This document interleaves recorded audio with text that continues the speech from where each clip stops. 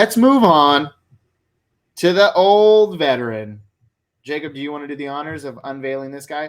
Anybody who is going to listen to this, they're already thinking, old veteran. Do I give another hint and say new team? Yeah, because they might be thinking we have Tom Brady ranked at number 18, but we don't.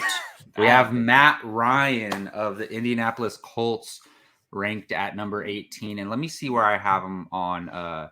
So I have him 19 on my list. So pretty close to our consensus. Not much disparity there. What were we going to say? Oh, I was just gonna say I have him at 20. You have him at 19. But because some of those guys who are ranked before or a little bit after him, like Jameis and Trevor, who also find themselves not on our individual rankings, but they found themselves on our consensus rankings. Exactly. That's why a guy like Matt Ryan gets pushed up. Well, yeah, because he's on both of our lists, right? And look, I this could be too low for him, to be honest. Like, I think there's a possibility that he finishes higher, but if you look at the way the team is set up, they have very good offensive line.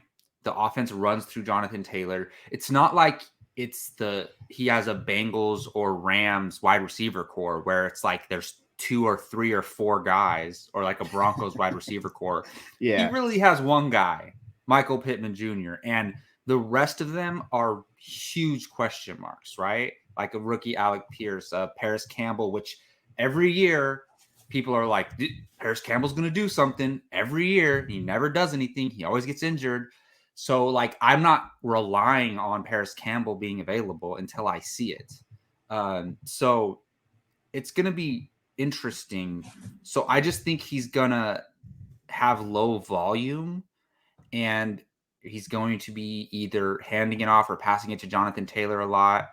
And he doesn't really have that many weapons. So, look, I'm talking about this negatively in a way because the reason why I have him so low, when I think if he was on a better offense with a team where they're going to pass more, I would have him a lot higher. But not a knock on Matt Ryan. I just think the way his situation's set up right now is going to have him on the bottom half of this list.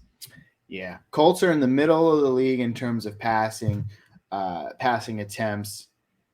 You know, he does move to a more improved team, right? Compared to a situation last year where he was playing with the putrid Atlanta defense, kind of lackluster offense.